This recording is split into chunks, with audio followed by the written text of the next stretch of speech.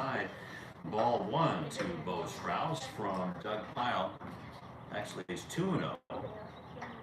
And this is our first broadcast on YouTube this season. Next pitch is a slider in for strike 2-1. To Bo Stubbs, followed by Andrew Cuervo and Ben Rutkin. Along with Jack Badsey, I'm Lou Stowers. Happy to have you with us. Strike 2, that was a fastball on the corner. Probably a medium speed on there.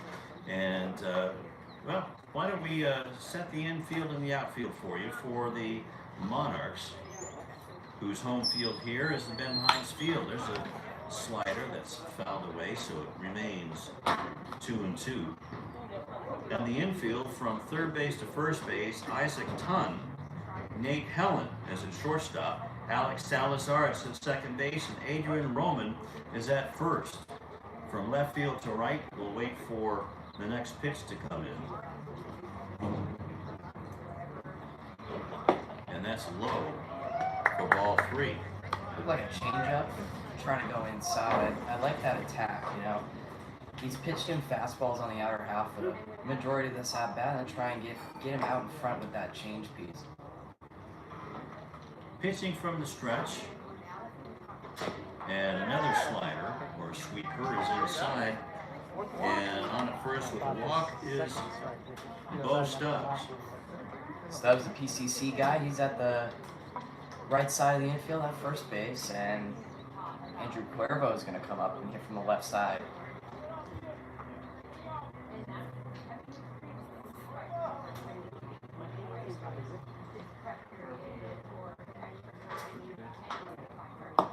Montez is the pitcher.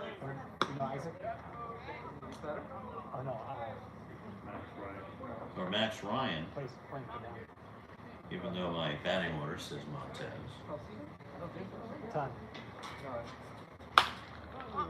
Next pitch is flied into left field. In for it comes Escamilla and puts it away for the first out. It's going to be a good read on that baseball. I like, you know, outfielders are taught first step always back. That's just how Escamilla approached that ball. He took his first step back, then approached the ball from his left side. Got over there in time, one down, and Ben Rutkin come up. And he'll be followed by Evan Nahara. First pitch is in for ball 1-0. So Jack, this is this your first college game broadcasting? I guess technically, yeah. Well, the ball gets away, and that's going to be a wild pitch. Down to second base goes Stubbs. So Jack, Mr. Badsey, is going to just finished up his sophomore year at Marshall High School in Pasadena. So how did things go for you this year? Well, I mean, I loved it. Our baseball team made it all the way to the Division VI championships in Cal State Fullerton. And I had the privilege of going with them every step of the way on their journey. This one's hit the other way to right field, but that's going to slice right into the glove of Stephen Mara. And Cuervo stays at second base. So 2 down for Evan Nahara, the catcher for the Sentinels. And so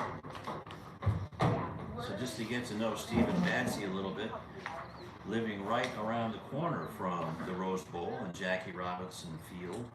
So and this one's hit the other way as well. The first pitch, and in for it comes Mara to put it away. And after a leadoff walk, Max Ryan goes 1-2-3 against the Sentinels. 2 flyouts to right field. Why don't we keep it right here? Because Jack, you've been studying for this, and this is our first game on Baseball Census YouTube channel. I want to thank you very much for joining in.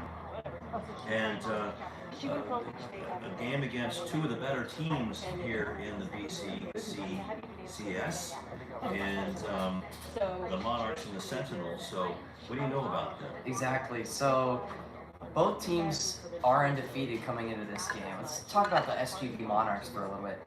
In their last game, they showed great resilience, rallying from a 6-run deficit to defeat the Long Beach Legends 7-6 here at Ben Hines Field. They fell behind 6-0 early, but they stormed back in the bottom of the 4th with 3 timely singles.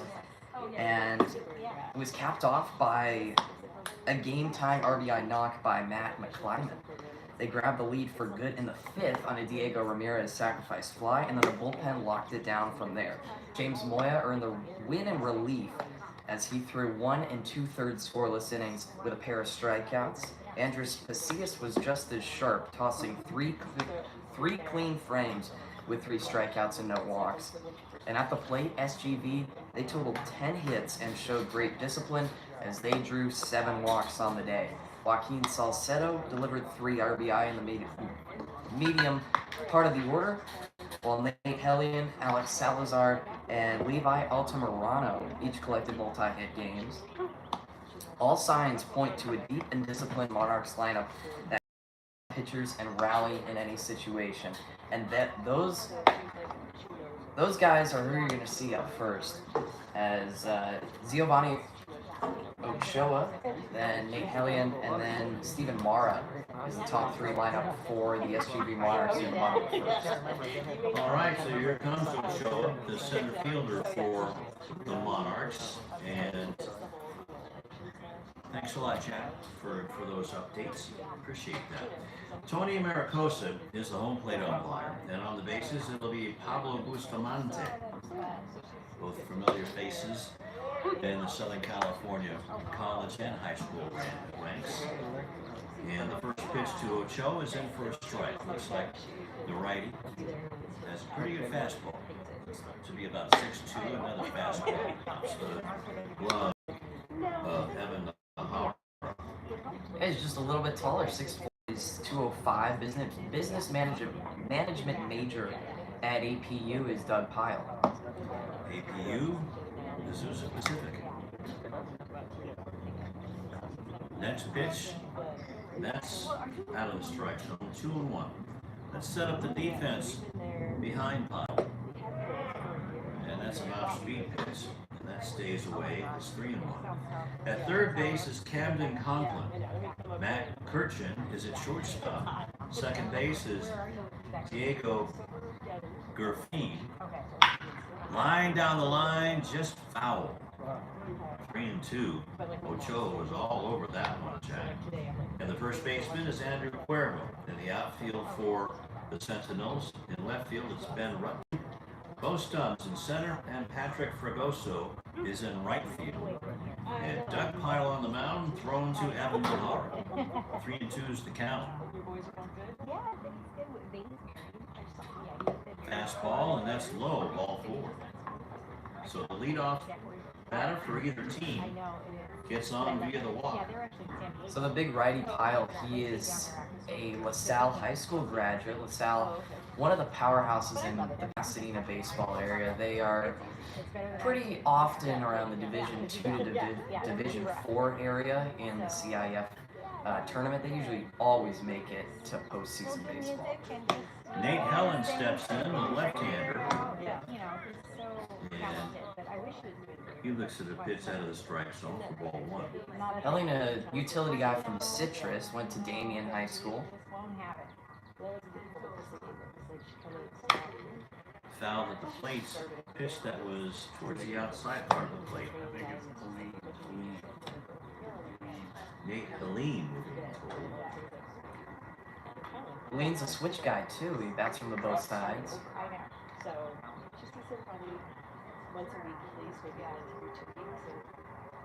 Stubbs, the center fielder, playing shadow. Lookout there for the Sentinels. So now it's 1-2 to the Monarch shortstop. I'd expect him to go outside, maybe try and get something backdoor here. Fastball on the inside part of the plate. One of the quaint things about Ben Heights Field here on the campus of the University of Laverne is the Metrolink train comes by. That adds a Bull Durham feel to it. That one's in the dirt and that gets away from Nahara. So on the wild pitch, Ochoa advances to second. And Nara really did all he could. I mean, quick thing, catchers always taught, use their chest protector, it's there for a reason. And he got the cup down, he cupped his mitt, but I mean, the just spike of the fastball front pile was a bit too much.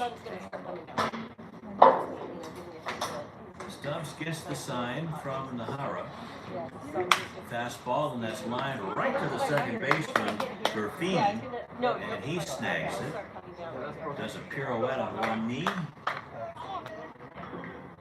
And one down. Staying at second base is Ochoa. And that'll bring up the right fielder, Stephen Mara, for the Monarchs. Mara's been a busy guy in right field already for the Monarchs. He's a CSULA. That's where he goes to college. Also went to Chaffee College, and he's an OLU graduate. With an open stance, and the sweeper is outside to him. 1-0. So, Chaffee College. My nephew went to Chaffee College, and I think he got like 600 or 700 degrees there before he went to Long Beach State. Here's a curveball, and that bends in for strike one.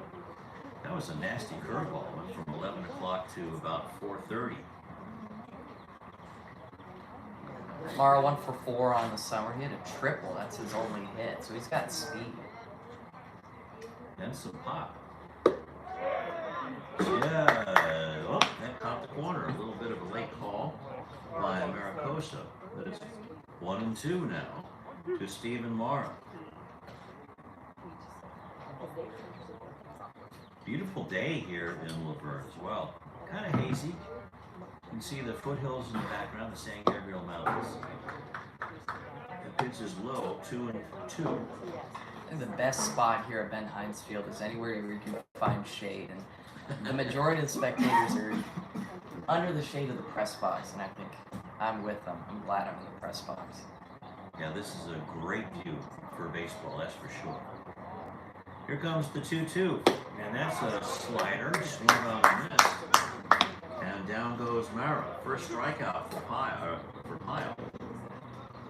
And that'll bring up the cleanup hitter, Joaquin Salcedo. And he is the extra hitter today.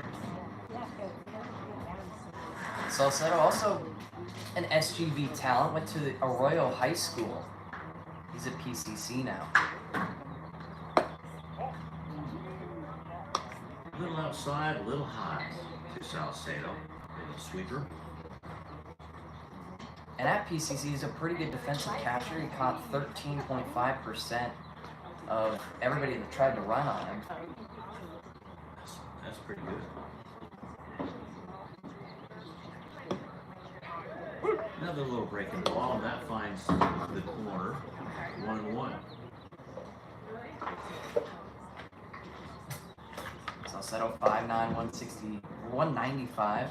Bats right, throws right. He's 2 for 6 on the spring with 3 ribbies. 84 degrees here at game time. A curveball, and that stays inside. And it's 2-1 to Joaquin Salcedo.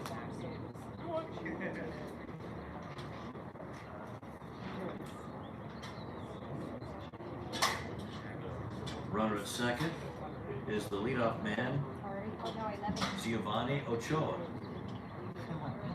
Pyle looks back at him, now deals, and that one does hit the corner. That was a beautiful pitch, 2-2 to Salcedo. I can see why Salcedo wanted to offer. I think he was guessing off speed, even though it was a fastball count because he was late, and he also, it kind of just looked like from his body language that the fastball backed up on him. 2-2's the count with 2 down. And a runner at second, the runner goes, the pitch is a ball, the throw down to third is not in time, so stolen base for Ochoa. Funky slide down there by Ochoa. He kind of went in head first, but then also there's a bit of resistance on the dirt there, and the base umpire said no tag. Conklin with a pretty good reception, but if If he didn't put the tag down, then base umpire's not going to call that. So 3-2 to Salcedo. A little bouncer on 2 hops to the shortstop. Kirchen throws over. Nicely for the 3rd out in the bottom of the 1st. So 6-3 on the put up. No runs, no hits, no errors for the Monarchs. And we'll go to the top of the 2nd. No score.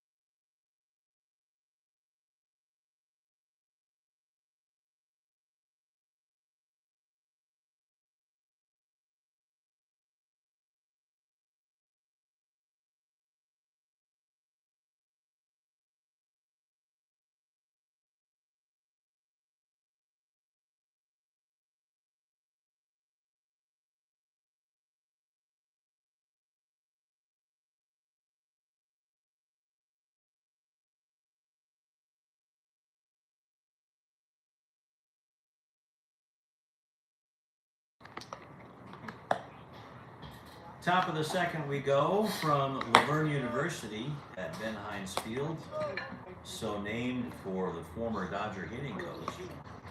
And it's 0-0. Sentinels and the Monarchs in the baseball census action. Glad you joined us on a beautiful 86-degree afternoon in Laverne. Coming up, it'll be Camden Conklin, Patrick Fragoso, and Matt Kirchen to face Max Ryan in his 2nd inning of work.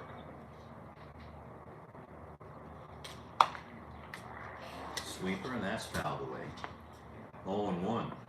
Ryan's been good about getting solid contact early on. Nothing hit too hard, and even with righties up, he's able to get the ball to the opposite way. Early on, Jack, I've noticed that the Sentinels go to the opposite way very well. Next pitch, and that's in the dirt. 1-1. I think maybe very disciplined up there. Yeah. Maybe pitching him outside, having him go the other way. The catcher's setting up outside as well. And there you see why. Fastball, and that's outside. 2-1 to the Sentinels' 3rd baseman, Camden Conklin.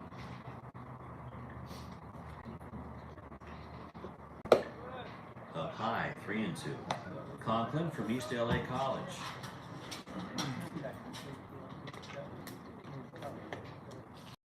Ryan pitching out of the stretch.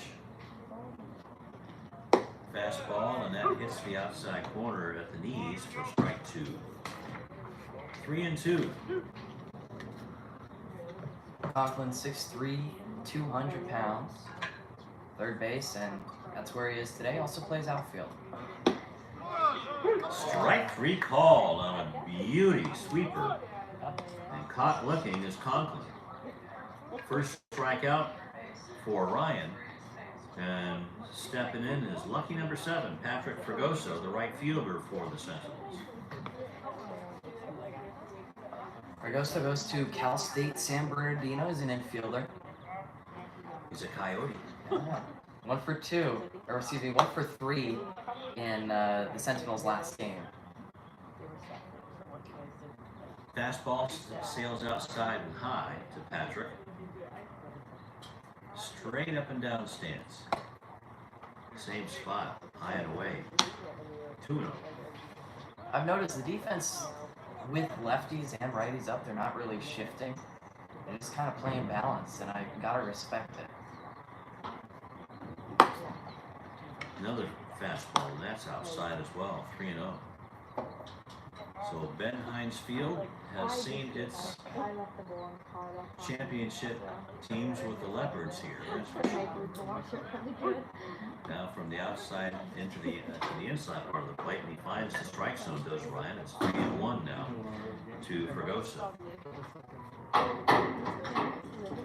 The NCAA D3 champions, the Leopards here in 1995. This is in high in the air to right field. Back goes Mara to the wall, and this one is off the fence and gone for a home run. A 3-1 fastball for Patrick Fragoso, and that one was right down the plate, just below the belt, and Fragoso belted it. And the lefty pulled it too. That's one of the most satisfying things that you can do as a lefty hitter. He had 5 RBI in his last game, and he brings himself around and makes it a 1-0 score here in the top of the second. There was really no doubt about that one, as Steven Mara just gave it a courtesy escort out of the ballpark, and that hit way up off, about halfway up the, about a quarter way up the fence. 327 down the right field line, 372 to right center, so split the difference about 365 maybe? Yeah, that's a good guess. Okay, thank you, I appreciate it. Matt Kurtzen steps in now, and he grounds the ball to Nate Helene,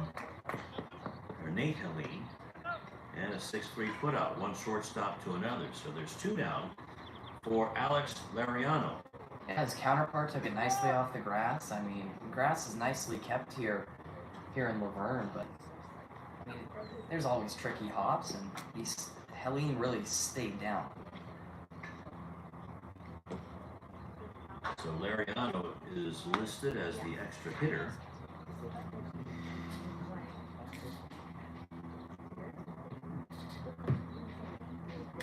Ryan coming out of the stretch. And a little breaking ball, a sweeper. Catches the outside corner for a strike.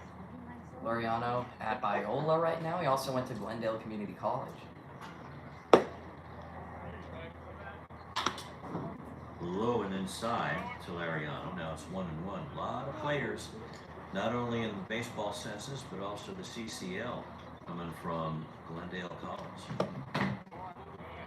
Yeah, and their team's only going to get better next year. They've got a couple transfers coming in, a couple San Gabriel Valley talents that are seniors that are going there, and from my school, Marshall, as well. Well, that's good to know. Yeah, I mean, Pitch fouled at the plate, and it's 2-2 now to Lariano with 2 down and 1 run in. junior college, really the hidden gem here in the San Gabriel Valley. Ground ball. A nice couple of hops over to Helene, and he throws across to Roman, and another 6-3 putout. But the Sentinels get on the board with the first home run of the season by Patrick Fragoso. We go to the bottom of the second with the Sentinels leading 1-0 over the Monarchs.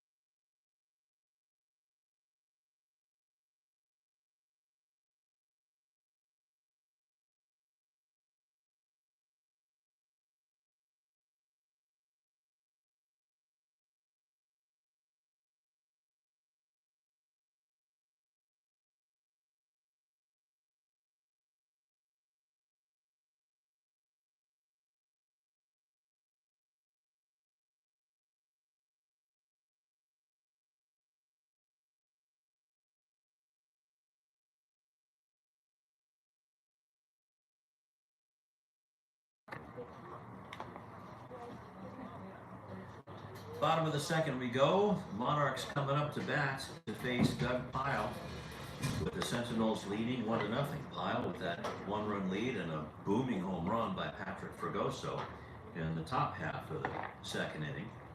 And he'll face Adrian Roman, the first baseman, followed by Isaac Tunn, the third baseman, and then the catcher, Daniel Moreno. Roman, a lefty thrower, lefty hitter.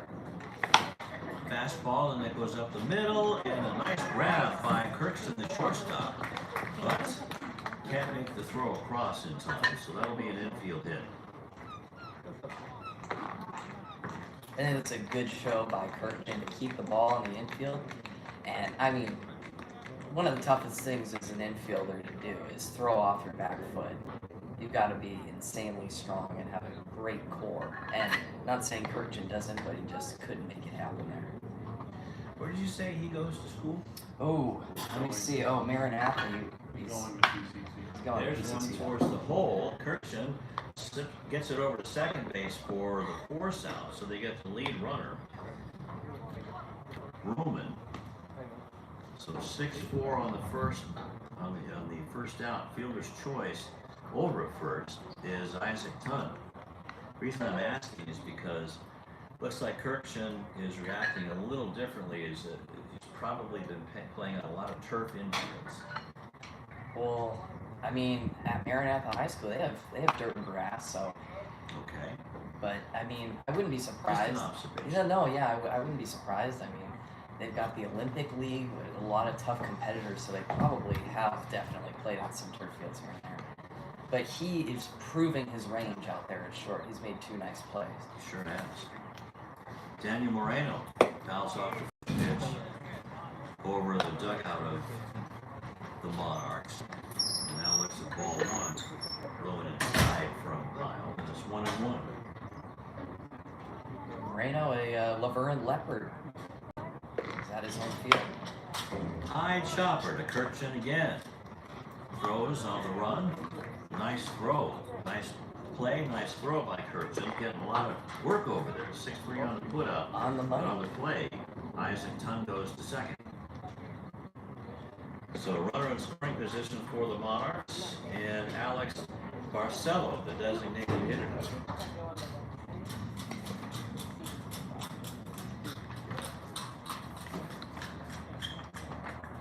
So Kirkman's really getting a workout. Now he's moved over a little bit towards second. Probably bird dogging behind the runner at second, Tunn. Yeah, he's Probably has a little bit of speed. Yeah, he's moving inside, outside, up, down, around the infield, doing everything a shortstop can. Yeah, there he goes, bird dogging behind Tunn. Fastball, swung on and missed. Barcelo misses that one, but it's 1-1.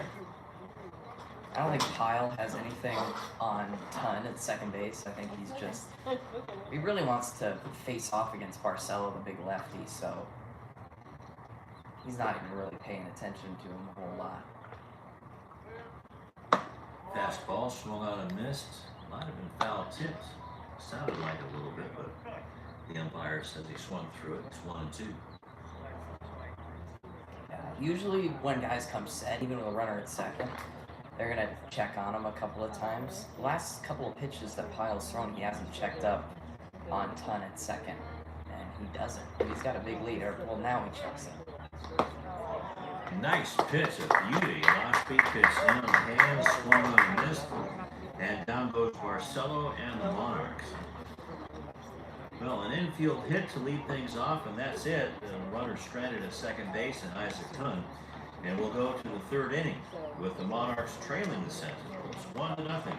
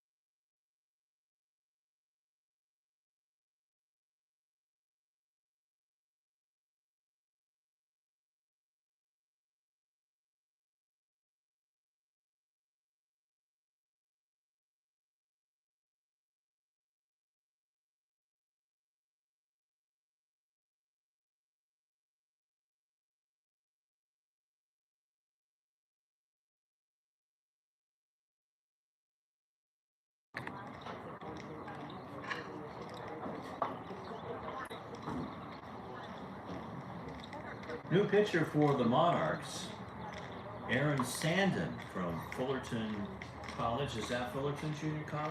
Yes, it is. Yeah, FJC. That's my alma mater. Oh, The lefty.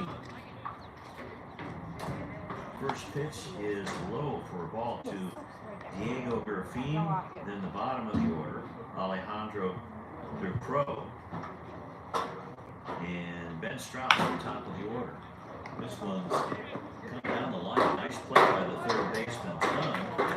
A strong throw to Adrian Roman. And 5-3 on the footout. What a play by Isaac Dunn. that was really great. I mean, the home plate umpire is the call down the line, and it was definitely fair. It hugged the line, and Dunn had a beautiful backhand, and then he used all of his body and went in the opposite way that gravity's pulling it, right? And he made a strong throw. Sure did. Backhanded it behind third base. Off-speed pitch, swung on a miss by Alejandro Dupro from Aaron Sandin. Sandin, one of the many Monarchs that attended Bishop Amat High School.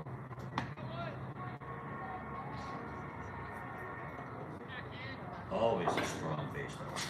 Oh, yeah.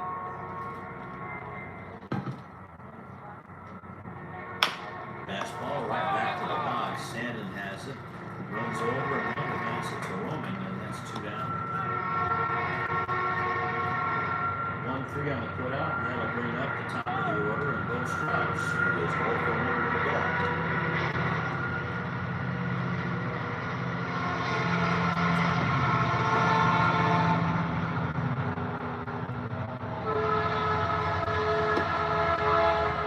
Goes the gold line back towards the inland empire. Going west-east as the first pitch to Stubbs is low for a ball. Next pitch, and that's looking outside for ball 2 to Stubbs. 1-1, pardon me. Stubbs with a walk and then was wild pitch to second, stranded there. Off-speed pitch. And that's in for a strike on the inside part of the plate. Max Ryan started everything for the Monarchs. Went 2 innings, gave up a run on a hit, and this one's fouled away as Stubbs tried to go the other way. Remains 1-2. Stubbs searching for his first summer ball hit. He is a upcoming freshman at PCC. Checks up on the bat just a bit, and a beautiful pitch by Sandin, and strike 3 called on Stubbs.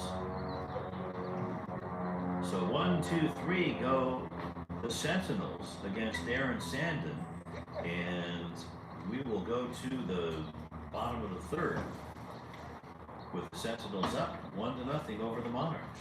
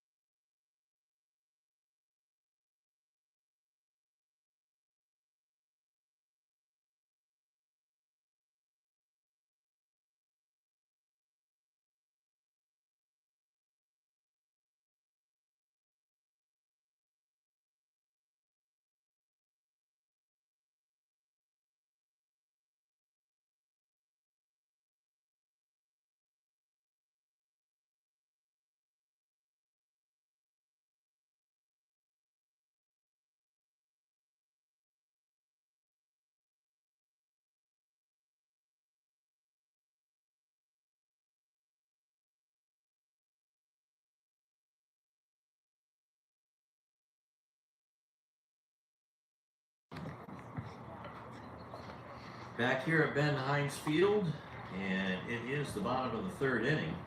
Monarchs trailing the Sentinels 1-0. The only run coming on Patrick Fregoso's 2nd inning bomb to right field. And it'll be the bottom of the order, Alex Salazar and Jacob Escamilla, followed by the top of the order, and Giovanni Ochoa. First pitch is low. Salazar, and it's 1-0. Salazar, pretty typical corner infield build. He's got 6 foot 185 stature. Swings through a breaking ball, and it's 1-1. Another Bishop Amat graduate.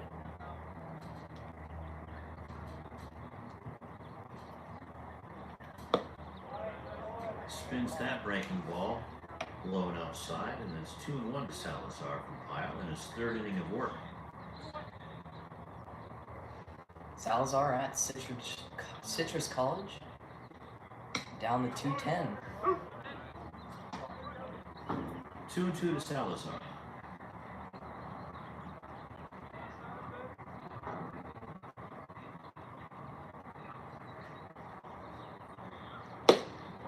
Swing and a miss. And down goes Salazar. So that's the third strikeout for Pyle, 1 in each inning. And that'll bring up the 10th man in the order. And Jacob Escamilla playing left field for the Monarchs. Plenty of sweepers in that last at bat, and then he finally gets him on that fastball.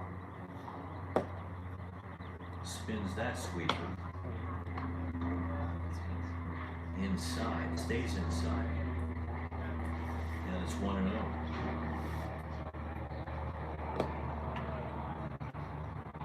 Breaking ball again, and that gets away from Arroyo. And we also have the airplanes here. Racket Airport's just across the street. Lots of motors. That one, fastball inside. 3-0. We have the trains, the big diesel engines. We have the airplanes. And you can hear a helicopter in the background. This one is a sweeper that hits the strike zone 3-1. Then across the street the other way, to our east, to our right, is Fairplex, where they have the dragsters. And then you got the 10 and the 210. Next pitch is low, and a 1-out walk to Escamilla. If you like quiet, this is not your place. Always a lot of movement, a lot of sounds, but it all adds to the perfect baseball ambience that we have here. That's right, and then you have the moms and dads and friends and girlfriends. Exactly. Perfect summertime baseball. This one went fast. Breaking ball, and that's down low to Ochoa.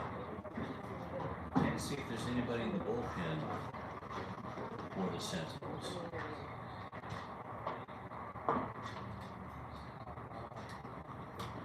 That one's way outside. That got out of... Didn't look like a good release point for Pyle there. I'm sure he wishes he had that back. Even when Pyle is missing a little bit, he's still got good tempo, and I'm sure that the Monarchs hitters are kind of thinking that they're still going at his pace, and they have to be ready on any given pitch. Fastball, and that hits the outside corner at the knees for strike one. 2-1 is what I have.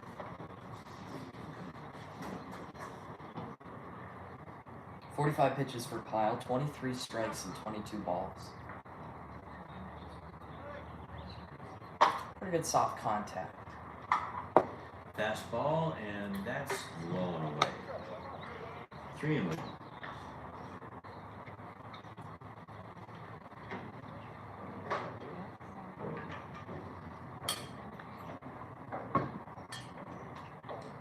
So this will be the 15th pitch, and that one's pulled towards second base.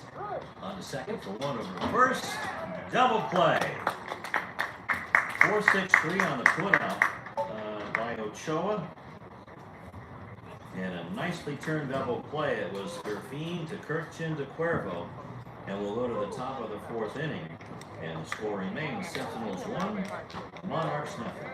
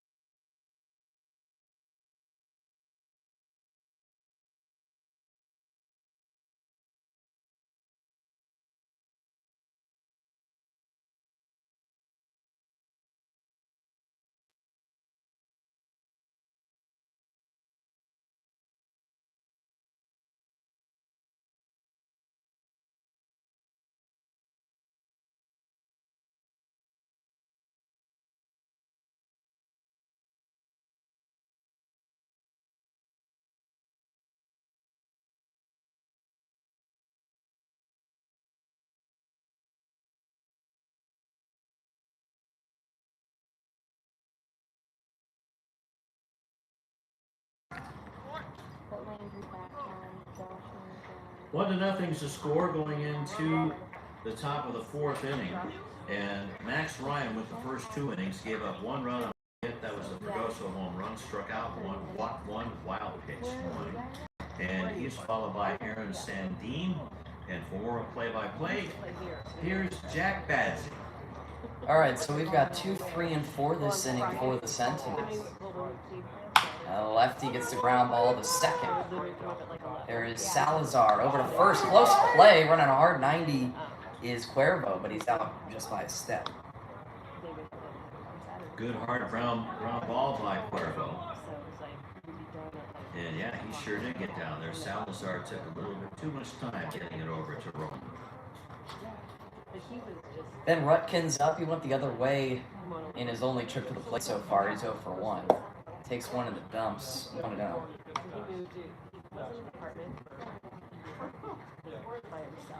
Lefty Sandin has been pretty efficient. 12 pitches through an inning and a third. Deals up and outside. 2-0. So it was like a nicer apartment complex, but he hated it because he didn't have like Sandy coming from that Fullerton JC, the Fullerton College program, the Hornets always have a terrific team, terrific high schools to come from, to feed into the Hornets. 3 balls and no strikes. Don't count Sandin out yet, though. And just like that, he delivers a strike, gets him back in the count 3-1.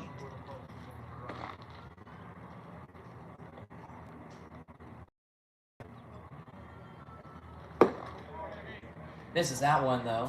5th pitch of the at-bat results in a walk. Rutkin over to first on the base on balls. Rutkin very selective, very, very disciplined at the plate. And like you said, goes the other way very well. So that's what's impressed me about the top of the order for the Sentinels. Another guy that goes the opposite way. Evan Nara, the catcher's up. He's 0 for 1 on a flyout. Takes one up and outside, ball 1. Fastball from Sandin is, when it's not there, it's usually going to the top outside corner, but he spikes that one there. Nice stop by Daniel Moreno, the Monarchs catcher. Just to keep that in front of him. Then we got away from Sandine.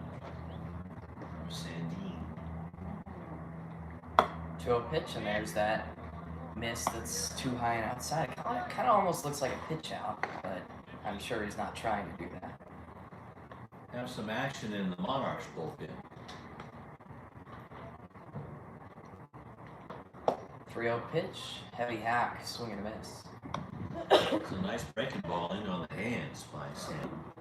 So Ryan pitched 2 innings, went 27 pitches, 27 pitches.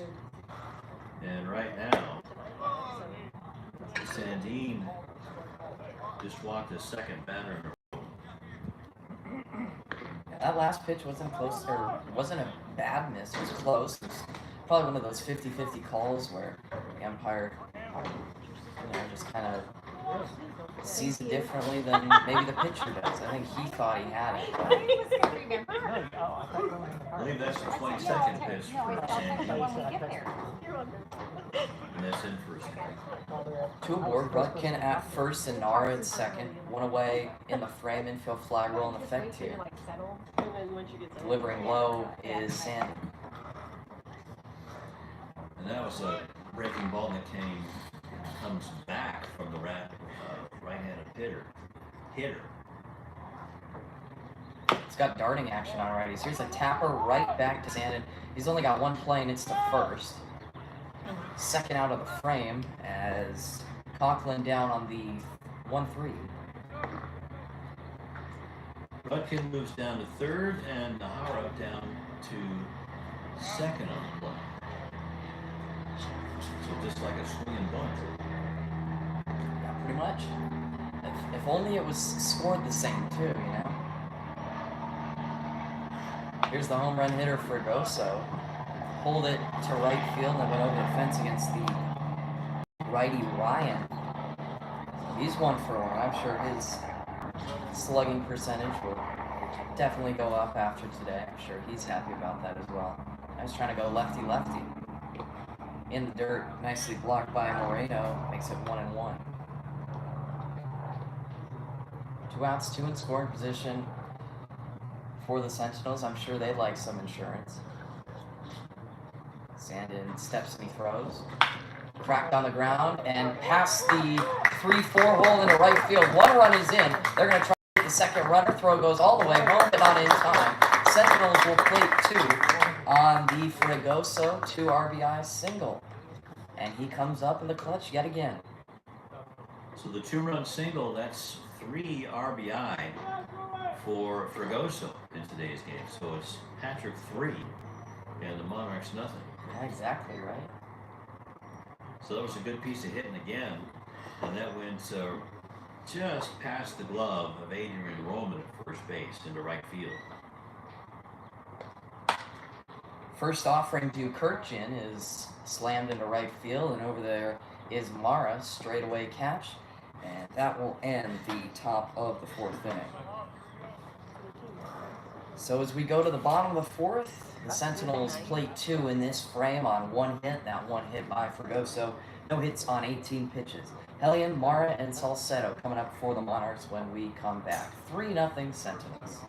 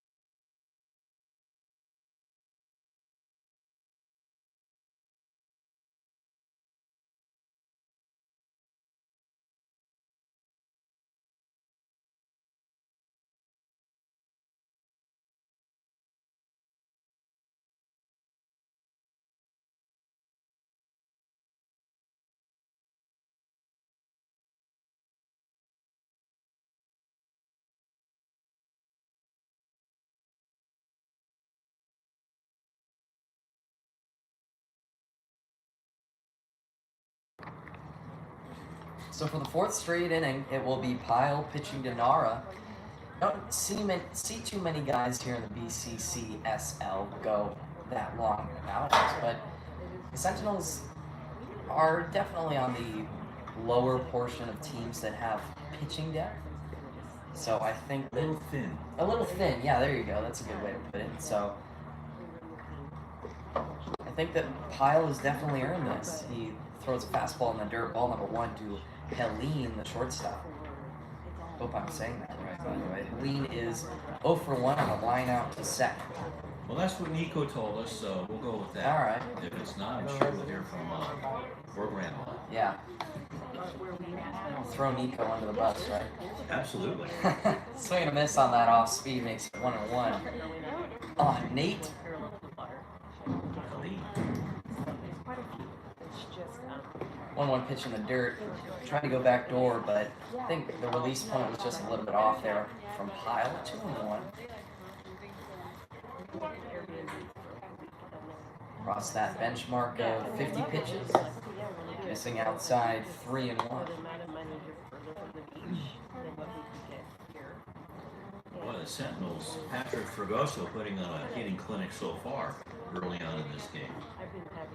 3-1 offering in the dirt, and Pyle issues his 3rd walk. With Helene taking first base and Steven Mara coming up. Pyle evens his books and walks and strikeouts 3 apiece. Mara's 0 for 1, down on strikes in his only at-bat. And Nara is going to come out and have a chat with Pyle on how to approach this potential double play situation, or it could be the start to a Monarchs inning where they claw back.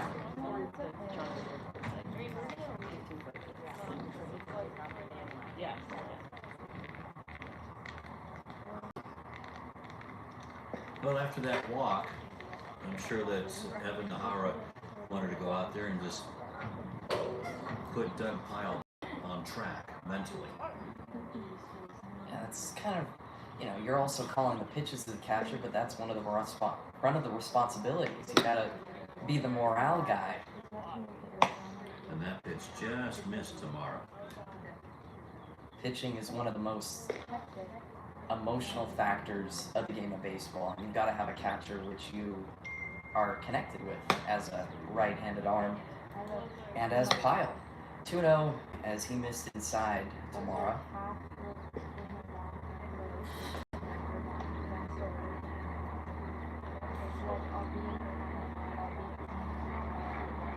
Pyle sets and he comes home, and that one's tipped into the mid of Nara, strike number 1. Excuse me, I said mid of Mara's. It's into the mid of Nara. Checkup on first, throw is away, and it curls in the right field corner. Big turn at second by Halim, but he'll stay there. Pickoff error by Pyle. So that's the first error of the game.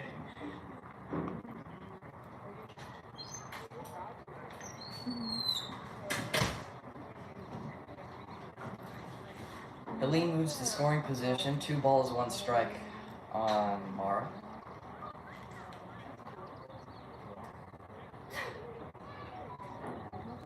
Pyle comes set, and in the hitter's count, he fires. That one's cracked up in the air.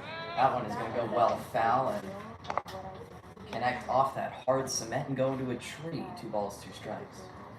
Well, just looking at the Sentinels' availability of substitutes, there's 5 extra players. 2 of them are in the batting order. So don't know how many of those are pitchers or if there's any position players who could come in and relieve. Completely spiked the fastball there, and even with Nara getting the glove on that, Halim will take third on the wild pitch. So that's Pyle's first wild pitch of the day. And good heads-up running by Halim, the shortstop, so you'd figure that he'd have some quick wheels, and now he's in scoring position. Foul ball through the left side. I find it interesting the Sentinels are going to play with their infield in here, even with that 3-run cushion. The only one who is not having their toes on the infield grass is the third baseman Conklin, as he's playing closer to Halim at third. Ball 4 issued to Mara. Runners at the corners, nobody gone. Pyle looking a little bit tired, and here comes the head coach. Well, if I was the third baseman Conklin, I don't think I'd want to play in either, especially with the heavy-hitting Steven Mara. This looks like he could smoke one down the lane. Exactly. They're guys just by the energy they bring, the stature that they've got. You can just tell they're ready. We'll see who comes into the bullpen, or comes in from the bullpen to face Joaquin Salcedo. It is that number 2? Looks like number 2. 2. It is Parker. Logan Parker, the right-handed pitcher and infielder, will come in and substitute for Doug Pyle. Pyle's outing is over. He's responsible for both runners who are on board right now. As he finishes with a line score of 59 pitches, 1 hit allowed, 4 walks issued, 3 strikeouts. As Logan Parker will try and leave 2 on base with nobody out.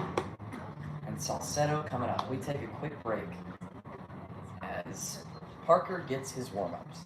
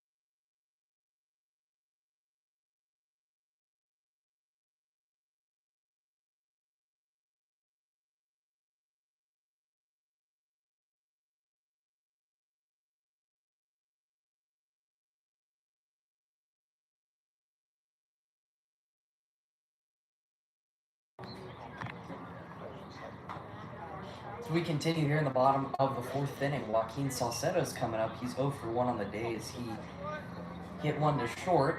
Kirkchin threw him out, and he's 0 for 1 on said ground out. 2 aboard for him. Nasty slider bends back into, I guess, pretty much what it was. It was a center cut, but it was a little bit low.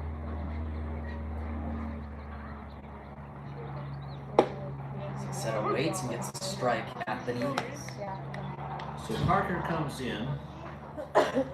Parker from PCC, pitcher infield, and he comes in with no out, 2 on, inherits 2 runners at the corners. Throws that fastball in the dirt, nicely blocked by Nara. Parker, in his spring with PCC, he had a 3.97 ERA. He threw 22 2/3 innings. For the Lancers, high outside fastball missed. 3 balls, 1 strike.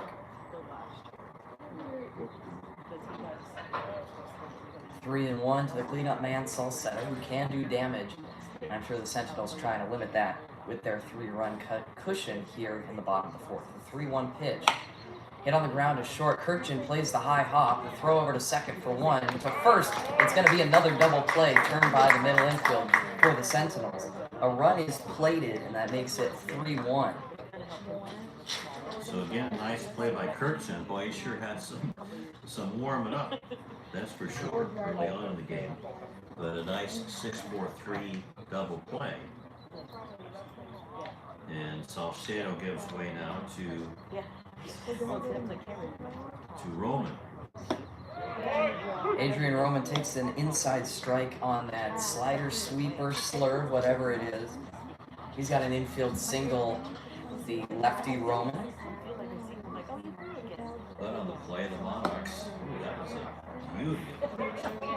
That thing came from Glendora. Yeah.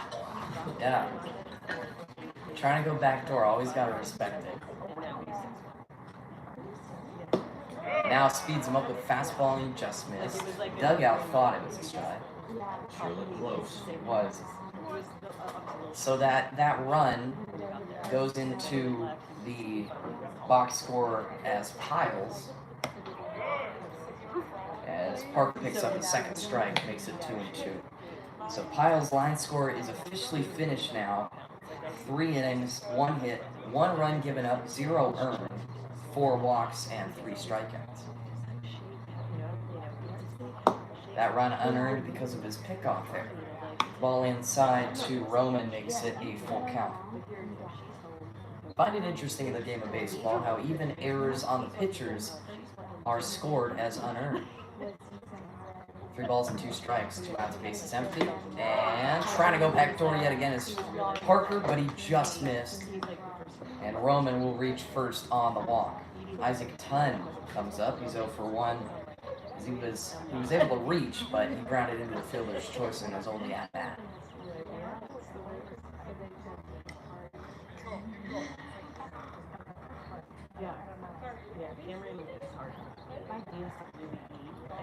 Roman with a good secondary at first before Parker throws a strike to Isaac Tunn. Tunn making a terrific play at third base. Yeah, Early in the game, that was back in the 3rd inning. I've loved the defense I've seen from both sides today. Parker attacking, he's got a second strike on Tunn, who's yet to get the bat off his shoulders. Tunn waits, the 6th hitter in the 10-man lineup for the Monarchs. 0-2 pitch, catcher sets up outside. That one's tipped off the mask of the catcher, Nara. The count remains 0-2. Parker can really do whatever he wants in this spot. He can go foul, try and get him high and tight. He can go with that sweeper slider, which has been a very good pitch. And if he's got a changeup, he can throw that too. Runner goes on the 0-2. Pitch is grounded, and the second baseman bobbles, and he will have no play. Gerfine on the error there. That was a tough play. It took a bit of a bad hop. So it was grounded right over the mound.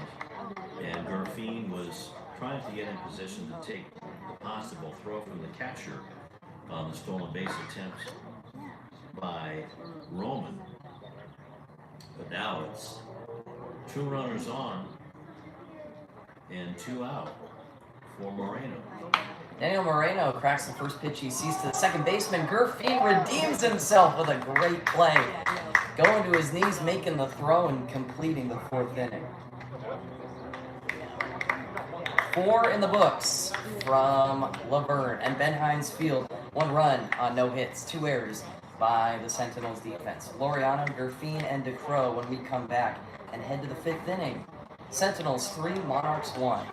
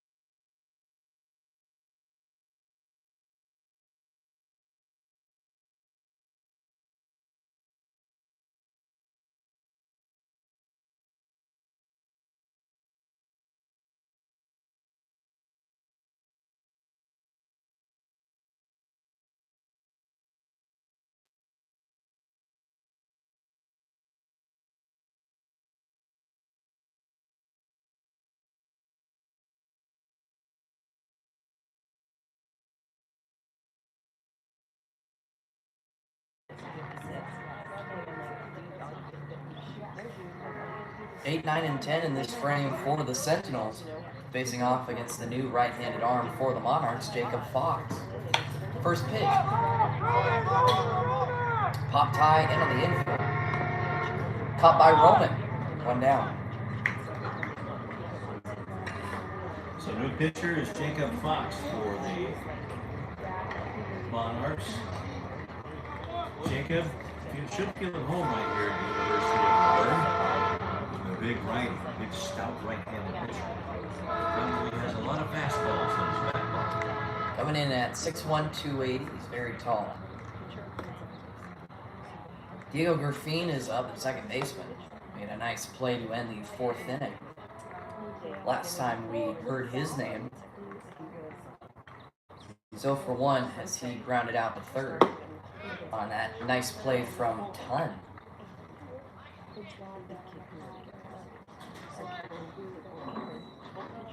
(2-0). Fox sets in to the plate. Gives him a strike on the inside portion of the plate. 2 balls and 1 strike.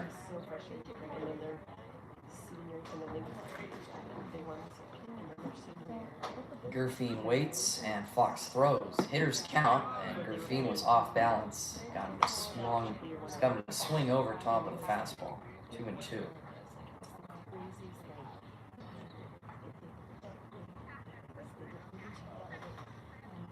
Fox previously at Pasadena City College and San Diego Christian. He's got Gerfine looking here on the outside fastball. 10th hitter Alejandro DeCruz is up. 0 for 1 as he hit a ball right back up the middle, but was out on I guess it was a 1-3. Sure was. A nice play by Aaron Sandee, who went 1 inning, gave up 2 runs.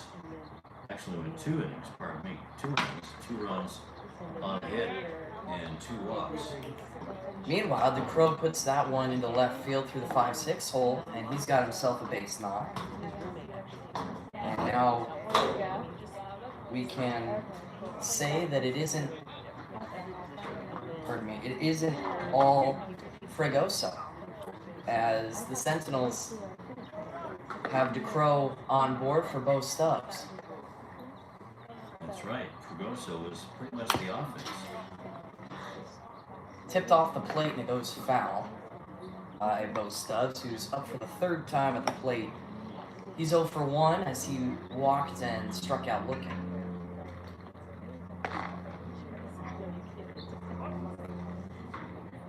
DeCrow held on by Roman down there at first. Ball's 1 strike, feeds off that outer corner, but he doesn't get the call. 1-1. 1 ball, 1 strike. The big righty Fox comes to the plate. Stubbs waits, choking up on that bat, and he missed just outside yet again. Pretty much the same pitch. Stubbs knows his zone. He's ahead here. Just taking a look at Fox's delivery. There's a nice move over to first. But he threw that last pitch to home plate outside, and I noticed that his lead foot was a bit outside as well. He opened up. Foul ball, that one's definitely going to land in some tree as it went to the east of us. 2 balls and 2 strikes. I mean, not that I'm a coach. No, I mean, I think that... But it could be the way he just pitches. Yeah, it could be the way he just pitches, but... Yeah, he opened up again there, 3-2. I think that's one of the most challenging things was when you get to a higher level, that's the problem with some pitchers. They overthrow it a little bit. Yeah, overthrow it, open up. He doesn't open up here. It's a very close miss. Fox delivers too inside, too low. DeCrow is often running on the pitch, but that is a walk for the Sentinels leadoff man as we go to Andrew Cuervo, the 2-hole hitter, who's 0 for 2, flew out to left and grounded out to second.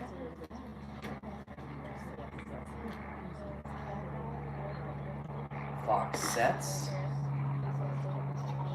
Plate he throws and he gets a letter high strike. They must be listening to our YouTube channel, our Baseball Census YouTube channel. Came straight down on that one. Oh, wow. I mean, they've got the, what's the technology they have for the pitch column? The internet. Yeah, right? maybe he's got an earbud in listening to Lou Stowers and Jack Madsen. Maybe it's coming through the pitch column. Who knows? They've got so much baseball technology now. I know, they got Wi-Fi here. Yeah. No balls and 2 strikes. And he gets Cuervo on 3 pitches. Nice inning thrown by Fox as he leaves 2 aboard. No runs on 1 hit, no errors. On 16 pitches, it'll be Barcelo, Salazar, and Escamilla for the Monarchs when we come back. Heading to the bottom of the 5th, we are halfway home from Ben Hines Field. It's a 3-1 Sentinels lead.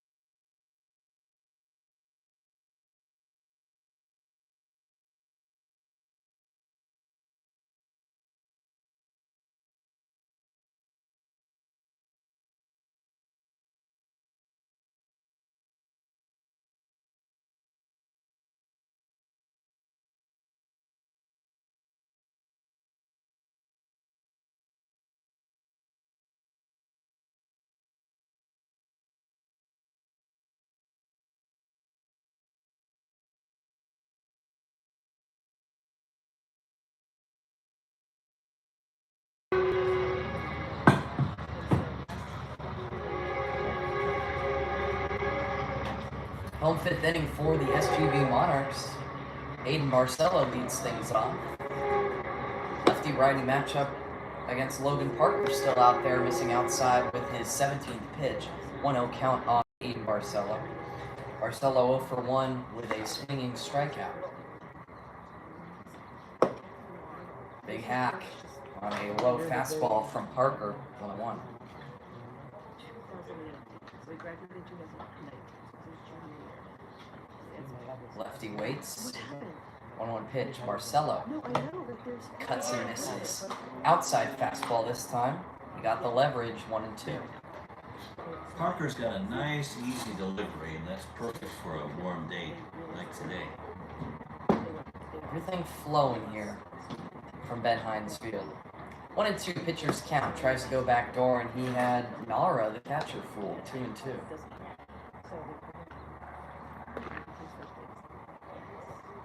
Marcelo waits with Salazar on deck, and then Escamilla rounding things off in the 3 due up this frame. 2-2, couldn't get the call there. 3 balls and 2 strikes now. Parker is determined to get that breaking ball over from outside part of the plate in. Full count pitch. Marcelo hits it off the inside part of his bat. It's foul to stay alive. Full count offering from Parker. 7th pitch of the at-bat coming up. The righty steps and throws. 3-2, and he finally got him. Put him away with a high and tight fastball. And Parker notches his first strikeout. Well, Logan was toying around with Moreno, working on that breaking ball on the outside part of the plate, and thought, heck with it, I got to get this guy out. Second baseman Alex Salazar comes up to hit and sees an immediate belt-high nasty sweeper for strike 1. Now let's see if he works on that with the right-handed pitcher. Inside out to the right. Another sweeper that's going to be tapped foul. I think one of the tough things about seeing such a deceptive off-speed pitch like Parker's sweeper is that, you know, your body just has the instinct to back away because you think it's going to ride inside and you think it's going to get you, but then you look up and the umpire's calling a strike on you because you took a pitch right down the middle. And then all of a sudden it's 1-2. Or 0-2, now it's 1-2. Pitcher's count, tries to put him away with a fastball, but Salazar gets to it and chops it down the line foul. 1 ball, 2 strikes on the second baseman. Salazar 0 for 1 with a strikeout. Parker gets the signs. And the 1-2 on the way. Missed outside. Dragged that fastball to the outside batter's box. And he couldn't get the swing and miss from Salazar that he wanted. 2 balls, 2 strikes.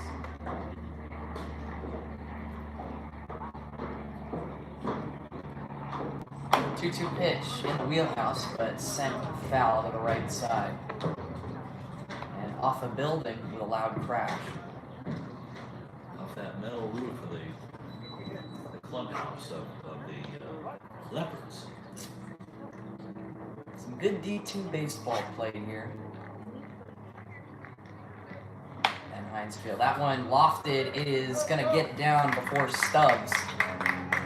Salazar picks up a hit. 1 on, 1 out as we go to Escamilla. And that was a good piece of hitting by Alex Barcelo. With the count even at 2-2, and with the 7th pitch of the at-bat, just hit it off the hands and parachuted into center field. Talk about muscling it.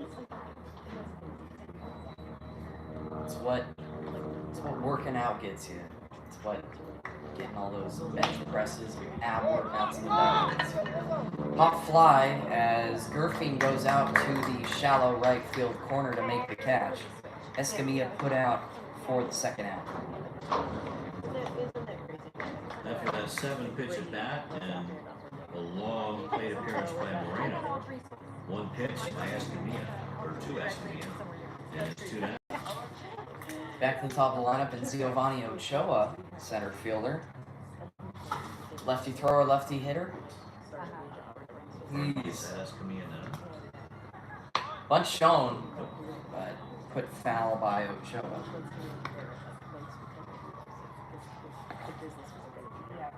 Ochoa also walked before hitting into that double play.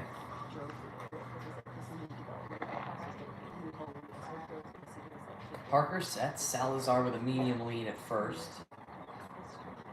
Parker gets the outside. I believe that was on the pitch, not the swing. 0-2 on the Monarchs center fielder here in the home fifth. No balls, 2 strikes, 2 outs. Salazar with his lead and a sliding mitt on his left arm. 0-2 pitchers count right down Broadway, caught him looking. And the fifth is over as Parker gets him on 3 pitches. No runs on 1 hit, no errors on 18 pitches. Rutkin, Nara, and Conklin coming up when we return in the 6th. 5 complete from Ben Hines Field. It's a 3-1 Sentinels lead.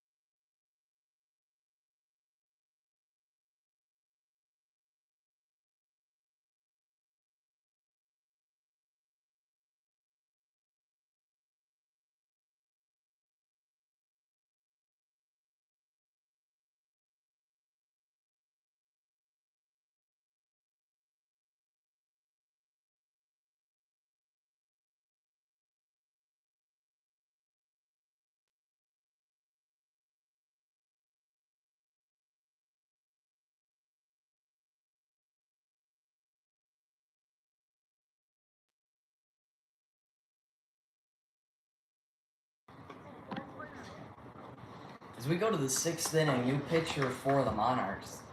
Number 32 comes in. That's Justin McFadden. Justin McFadden.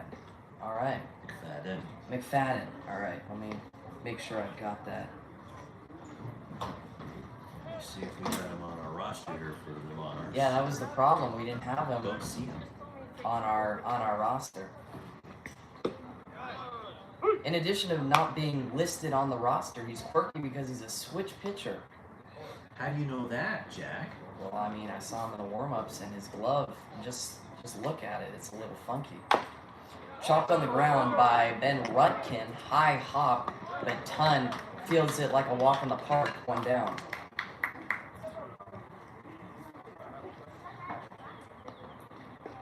Nice play by Isaac Tunn again. This one he had to charge that high hopper. And that was a really high hopper. That gave Isaac a little time to get underneath it. Strong throw across. The guy, what was it? What was his name, this fast kid? Ball outside to a pinch hitter. Aiden Laureano comes on. The year before, there was a couple good guys. This year, I was quite surprised by what he had. Enters in the spot. And lofts one to right field. Nara settles under it, pitches a 10, and that's the 2nd out. So Jacob Fox went 1 inning, no runs, gave up a hit, struck out 2, and walked 1.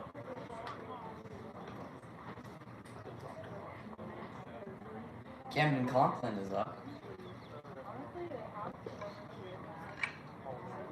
0 for 2 on the day so far. Takes a corner strike.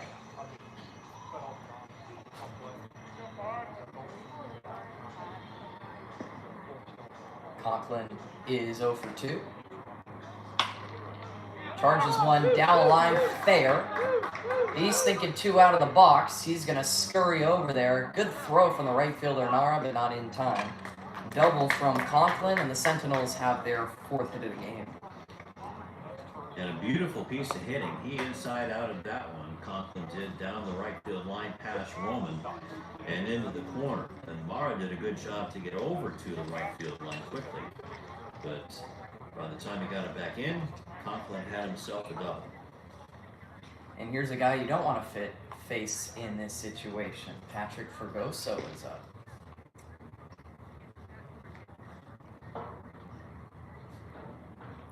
First pitch on the way is down low and inside. He's pitching him right-handed. Huh.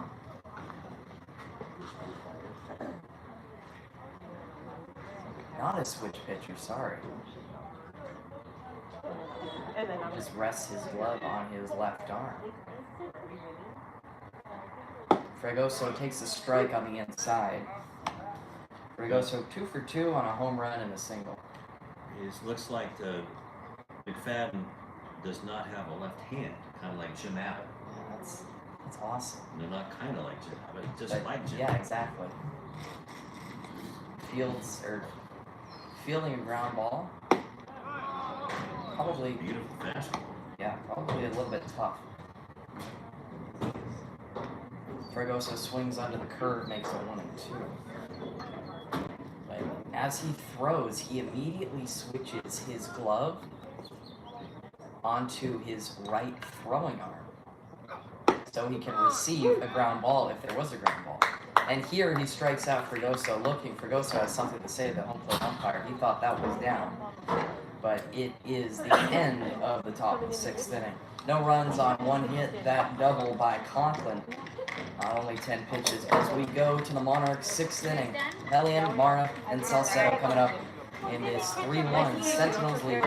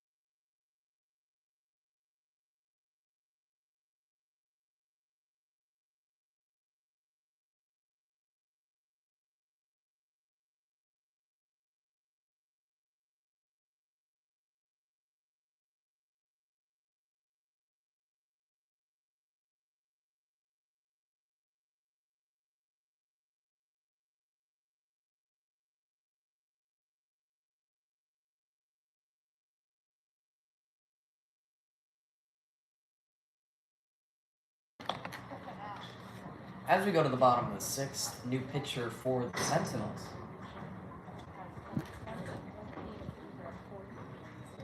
As Luca Brancato. Luca Brancato enters. My name is Luca, as the song goes. Wearing the number 24 and throwing from the left side. He faces 2, 3, and 4 this inning for the Monarchs. Down and low, ball number 1 on Helene, the shortstop, who is 0 for 1, lined out to second, and most recently walked. Hits one on the ground. Kirkjian with a nice throw. Oh, he threw it on a bounce, and Cuervo couldn't dig it out. Nice play, not a good finisher of the throw. So did he get an error to the shortstop? Oh, yeah. Okay.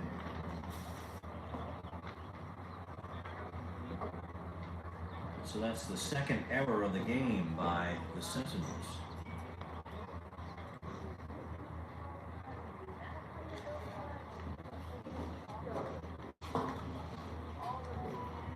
So Luca Brancato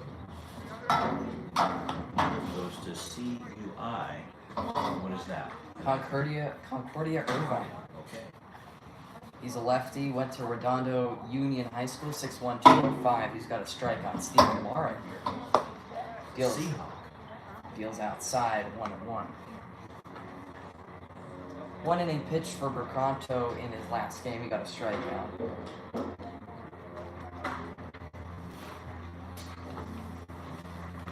One ball, one strike. Helene is at first. Deals in the dirt, 2-1. I believe that was the third error for the Sentinels. If I'm not mistaken.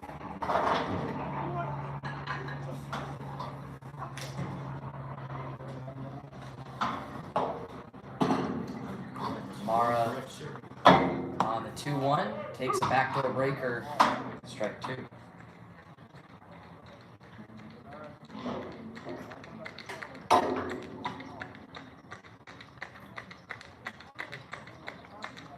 Good thing one of us is paying attention. 2-2 count. Got him on a pitch in the dirt. He's automatically out with first base occupied in less than 2 outs. Mara absolutely fooled. Bercanto had him with that inside sweeper. Can you guys see No. Joaquin Salcedo's up. He's hit the ball to short twice today. Grounded out and then hit into a double play most recently. It is a double play situation. I'm sure Bercanto's kind of pitching for that to happen. Change up heavy. Try to get him out in front. Throws a strike to Joaquin Salcedo. Diego Garfin is pitching towards second base, and shortstop Matt Kirkchin about a step towards second. Just below the knees. Bercanto wanted 1-1. And playing behind the bag and deep is Conklin at third. Lefty Bercanto sets and he throws. Gets a strike call on the outside corner. That was a generous call. Yeah. A la that big 90s outside edge. Eric Gregg in a postseason game. So Salcedo swung and missed, but he went into the throwing lane of Laureano, the new catcher. And so Helene, who was off on the pitch, is going to be automatically out on offensive interference. So not a strike him out, throw him out, but a double play nonetheless. And the 6th is concluded. No runs, no hits, 1 error on 11 pitches. Kirkchin, Laureano, and Garfin for the Sentinels when we come back. To the top of the 7th we go. It's a 3-1 Sentinels lead.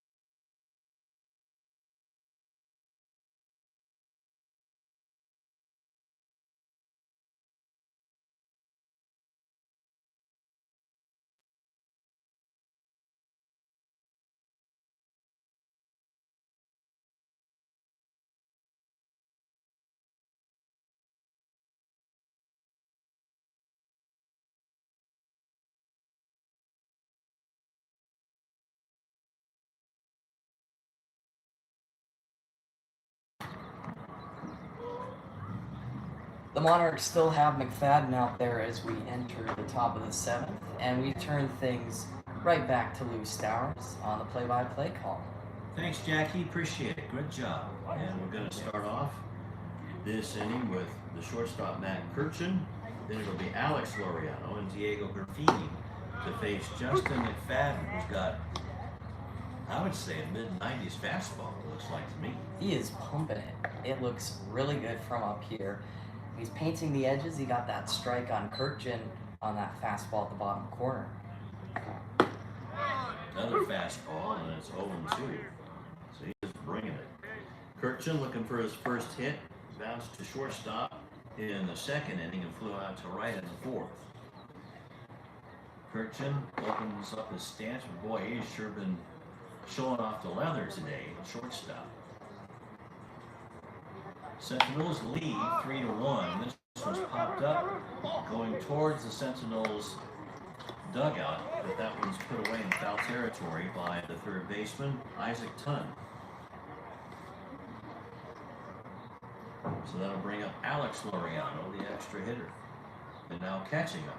Yeah, so what the Sentinels did is they had Joaquin Salcedo, I believe, pinch hit for the prior catcher, and then they moved, or excuse me, that's the Monarchs. First pitch is a fastball up high to Laureano, who is 0 for 2 as well. Bounced out to the shortstop and popped up to the first baseman, Adrian Roman. McFadden with the pitch. And that's a fastball. In for strike one. So what the Sentinels did is they had Aiden Laureano pinch hit for the catcher, and then they moved Alex Laureano to the catcher position. Fastball up the middle. Justin McFadden had to duck to get out of the way of that one. And that's a one-out single for the Sentinels and Alex Laureano. Good piece of hitting. Youth baseball coaches always going to tell you, put it right back where it came from. Send it right back to the middle. He didn't slice the baseball. He didn't get on top of it. He just had a very fluid swing. And he drove it right back up the middle. They'll bring up Diego Garfini. Garfini, the second baseman, will stand straight up and down. A little bit of a breaking ball, and that's outside. 1-0. Garfini comes in 0 for 2, grounded out and struck out looking most recently. Laureano with a semi-small lead at first. Just high, a little outside to Garfini, who is also 0 for 2. Bounced out to the third baseman and struck out looking in the fifth.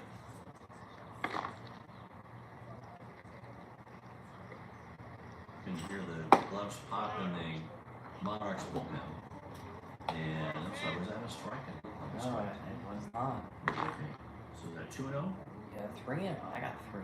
Okay. 3-0 to Garfini. My first game, I always get distracted easy.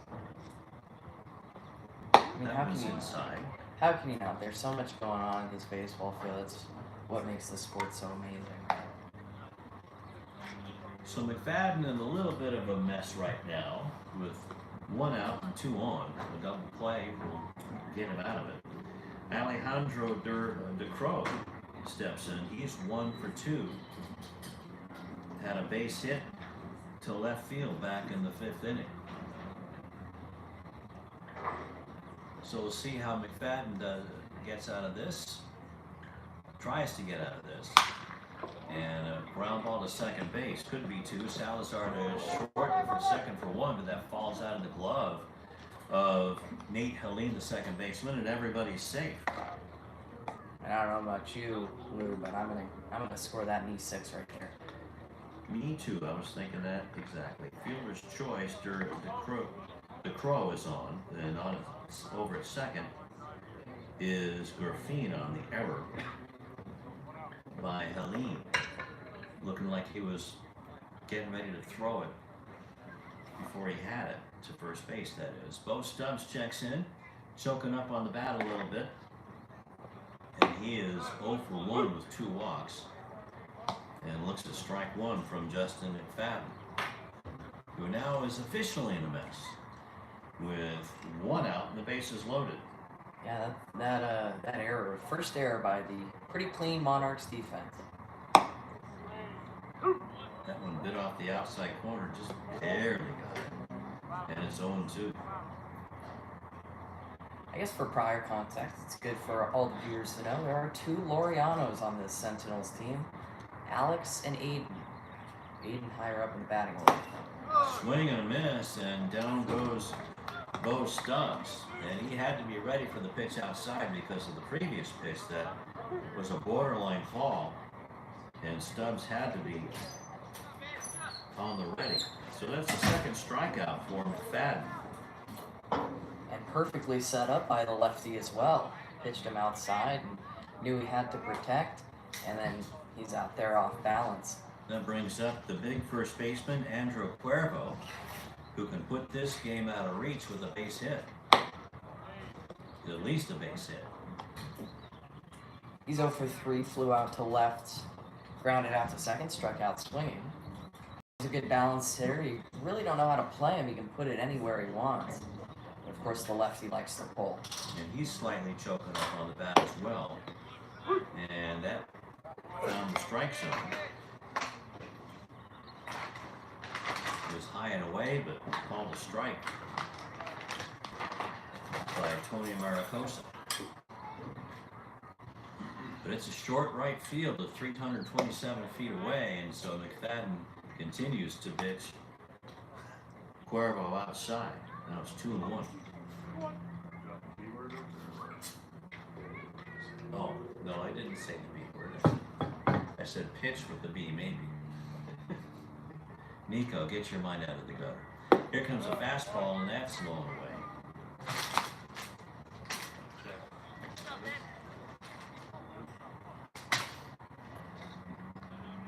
McFadden now behind the count. He's got to come with something good. I mean, Cuervo ready to swing, but he knows he doesn't have to. Pops this one up into short right field, and everybody's on the run, and that falls into the glove of Stephen Morrow. So the Sentinels leave the bases loaded on 1 hit, and Justin McFadden gets out of that one without giving up a run after the bases were loaded. We're going to go to the bottom of the 7th inning stretch time. Nico is going to sing "Take Me Out to the Ball Game" coming up next. As the Sentinels still sporting a 3-1 lead over the Monarchs. Put you on mute. Don't want to hurt your ears.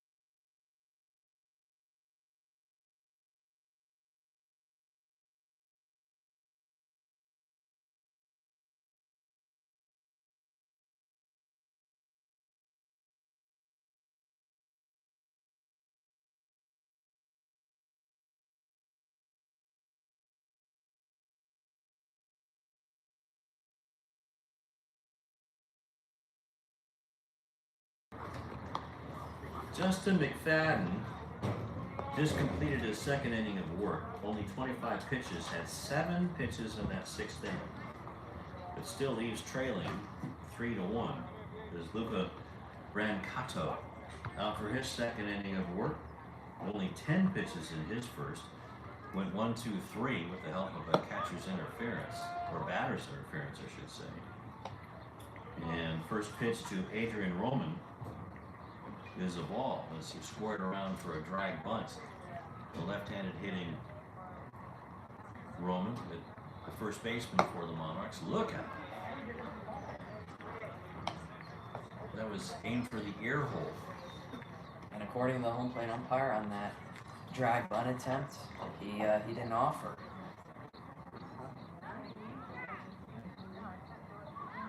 Ricanto, the lefty, with an off-speed pitch that was high and inside. 2-1 now to Roman, who is 1 for 1 with an infield hit back in the second and a walk in the fourth. A faster ball, and that's down low for a leadoff walk for Adrian Roman. And the Monarchs need all the runners they can get. Down 3-1 in the bottom of the 7th inning. This game is really going along quick. Isaac Tom steps in. It was 0 for 2. This one's scored for a bunt and fouled off up the first baseline. Honored a fielder's choice and an error in 2 plate appearances. Tunn's really looked good at the hot corner. He's made plays inside, up the line. He's got good versatility. He's got great range and a pretty good arm as well. Bunts this one, it's a beauty up the first baseline, and nobody's covering. Brancato came down to field the bunt when he should have gone to first base with Cuervo breaking down the line. So that's an infield hit. Yeah, you got a single, not a fielder's choice. I mean, because there wasn't anything else he could have done with it. So both runners are safe. Roman at second after the leadoff walk, and now with the infield bunt by Tun, that'll bring up Moreno, who has already squared the bunt. And the pitch is low for a ball, and a nice stop by Laureano to keep it in front of him. And on that bunt infield hit, who you got on the cover? Because it's tough for Brancato going all the way over there. He doesn't want to obstruct the first baseman. You got the second baseman on The that? second baseman should have been covering first base. Runner goes, and the pitch is inside, and did it hit him? Yep. So that's our first hit batsman of the game, Daniel Moreno.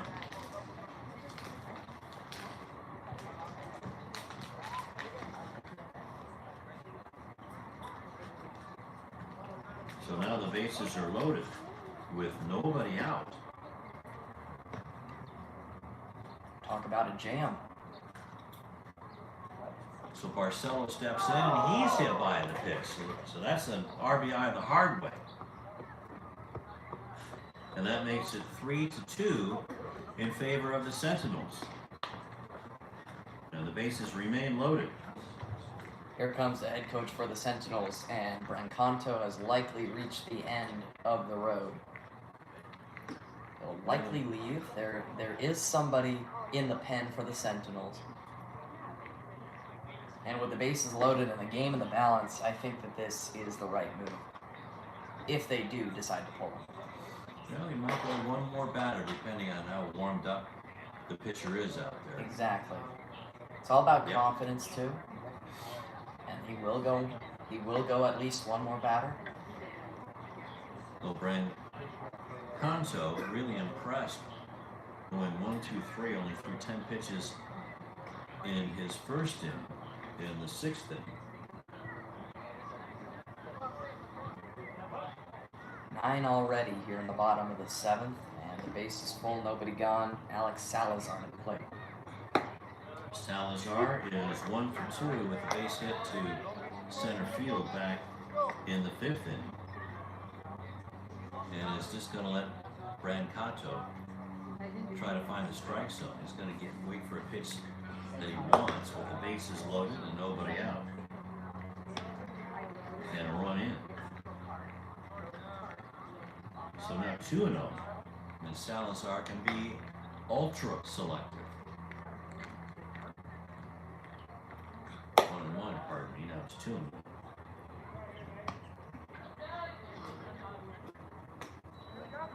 So 2-1. Brancato has to come in with something. You don't want it to go 3-1. So it should be a nice pitch for Salazar. Fastball low, 3-1. And a nice stop by Laureano to keep it in front of him.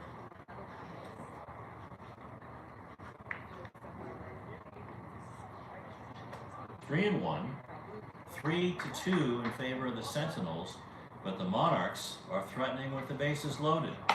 And this one's chopped to shortstop, picked up by Kirchner for 1 on this first, and safe at first is Salazar on the fielder's choice, but coming in to score is Isaac Tunn to tie up the score at 3-all. Very important that Salazar was able to connect there, because I think a swing and a miss puts, even if it's a hitter's count, it still puts the good frame of mind in the pitcher's head. Jacob Escamilla steps in, and he looks at a strike. Now with 1 down.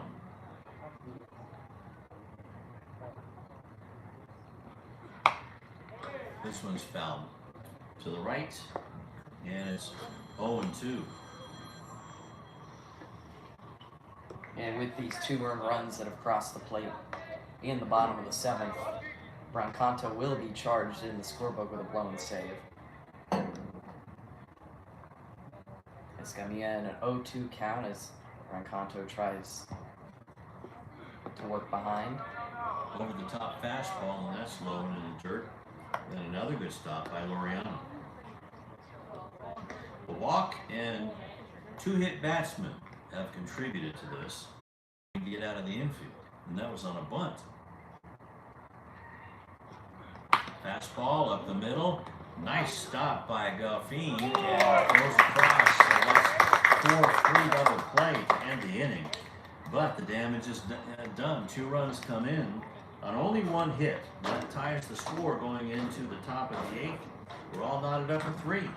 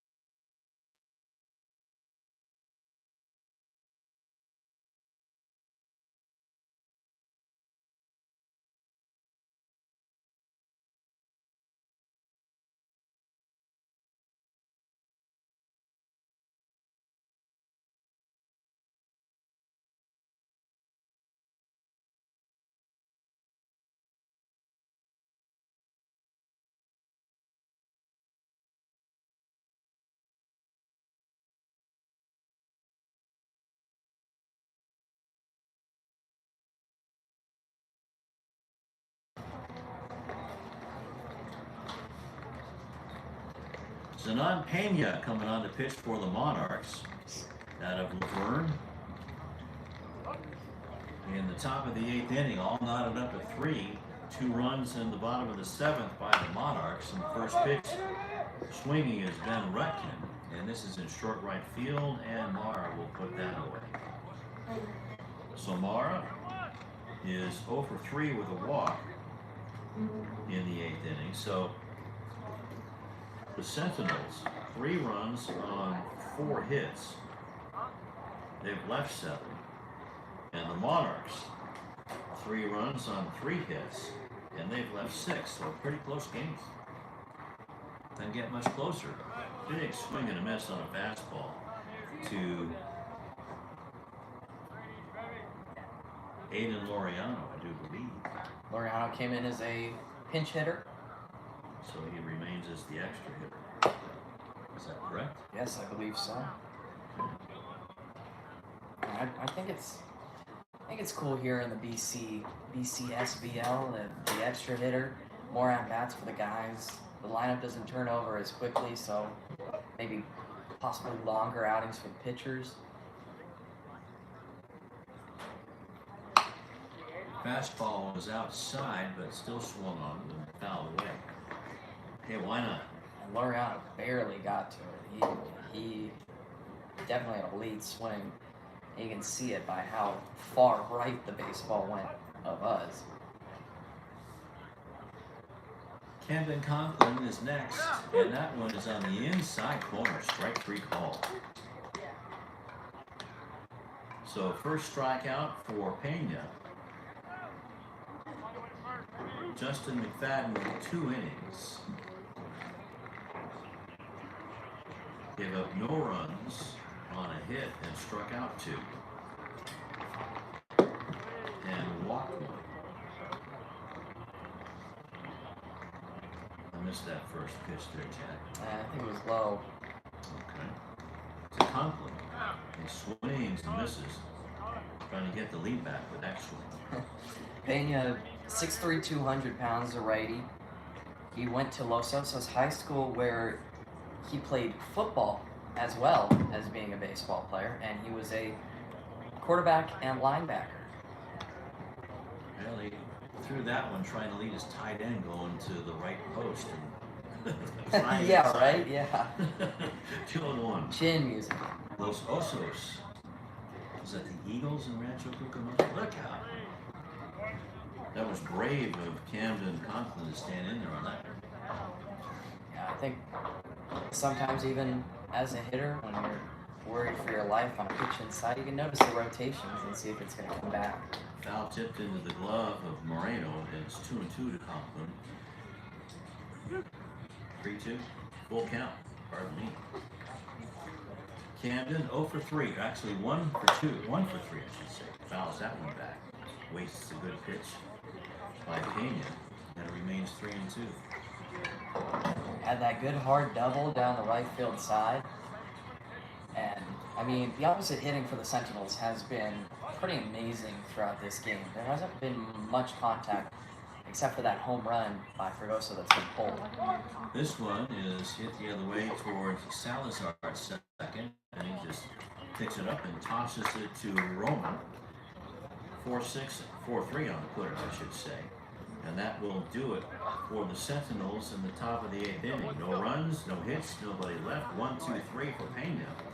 And we'll go to the bottom of the 8th. 3-3.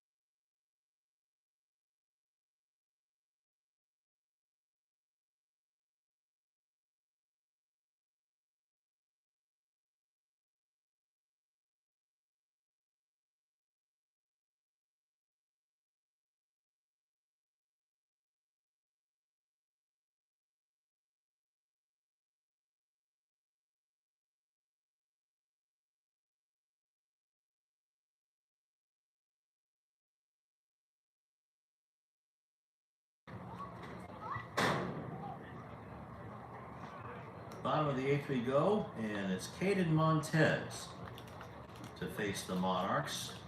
In the bottom of the 8th, it'll be the top of the order, all knotted up at 3. Giovanni Ochoa pops this one down the left field side and out of play. Then it's 0-1. So Luca Brancoto went 2 innings, gave up 2 runs on only 1 hit. Is that a ball or a strike? Yeah, I think it was just outside. Okay. So it's 1-1. Monarchs and the Sentinels. Monarchs at bat with the green cami shirts and hit by the pitch. 3rd Monarch today to be hit. And all in the span of 1 inning or less, right?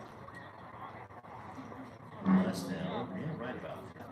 Depending on how you look at it. Yeah. Now to bring up Nate Helene, the shortstop, and that breaking pitch is inside for a ball. Nate is 0 for 1 with a walk and on an error. Pitch is outside.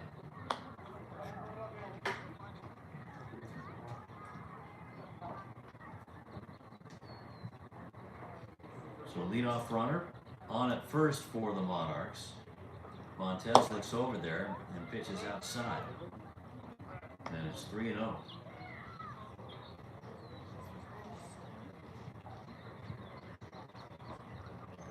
Cuervo holding on Ochoa at first.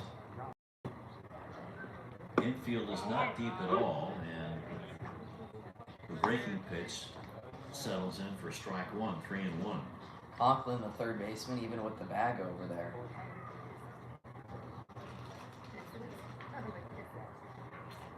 Shortstop is pitching, and now there's a bunt towards second base. Had a shot to get the lead runner, but went the easy way to get the sure out, and the sacrifice works. 1-3. I think that's a good play by Montez. You know, it's kind of 50-50. As a pitcher in your head coming off the mound, you know, you're thinking that it hasn't been throwing that many strikes early, so you just want to get the sure out. And on that throw to second, it's very hard because you're coming off the mound and then you have to kind of contort your body and make a throw to the opposite field. And that can take off into center field. And this one's hit the other way to right center field by Stephen Mara for his first hit. And that's going to be an RBI single. Coming in to take the lead is Ochoa, and it's 4-3 Monarchs over the Sentinels in the bottom of the 8th.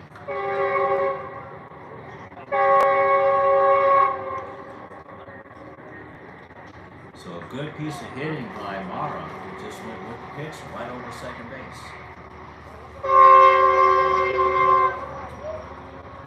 Some more opposite field hitting for, I guess, just the game, but I mean, the Monarchs coming back. They were behind 3-0 at one point.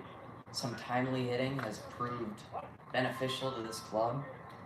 And Stephen Mara, the right fielder, with no batting gloves, I might add, is at first base. That's unusual these days. Gotta love it. I mean, I honestly could never. You get splinters everywhere, but Now this is a wood bat lead. You're not going to get splinters. These bats are very nice to stand down. no, I know. But I can only imagine. You might though. Yeah, yeah, I might, exactly. No, I can only imagine as an 11-year-old, you know, swinging one of those metal things on a cold night and no batting gloves. Breaking ball settles in for strike. It's 1-2. So are you going to give Mara an RBI in that? Oh, yes, yeah. Okay. Salcedo, the batter, is 0 for 3. Strike 3 call. That sweeper caught the outside corner, even though Salcedo doesn't think so. But he strikes out looking. First strikeout for Montez. Salcedo now 0 for 4. See, I have to ask because you are the official school board. So just wanted to make sure. Is there any situation when you have a base hit and scores a run that you don't get an RBI? Well, it depends. Not an error? I guess an error, yeah, definitely. Or a walk. Yeah. I guess you weren't when you're hit by a pitch. Yeah, exactly. Because you can show the mark off to your girlfriend that night. Just missed on a nice play by Camden Conklin of the Sentinels on that foul ball. And to Adrian Roman. That's a long strike. 1-1 to him. He is 1 for 1. Was on with an infield hit to lead off the second inning and 2 walks and a run scored. So he's had a fruitful day at the plate. Yeah. Been on all 3 times. Get on the hands, and that's looped in the infield, and a nice over-the-shoulder catch by Montez, like a wide receiver. So one pitcher's a quarterback, the other one's a wide receiver. And that's pop into fair territory, caught by the pitcher. But the lead run comes in for the Monarchs. 1 run on 1 hit, and 1 man left. We'll go to the top of the 9th inning. And the Monarchs have come back to take the lead. Coming around the clubhouse turn, they lead the Sentinels 4-3.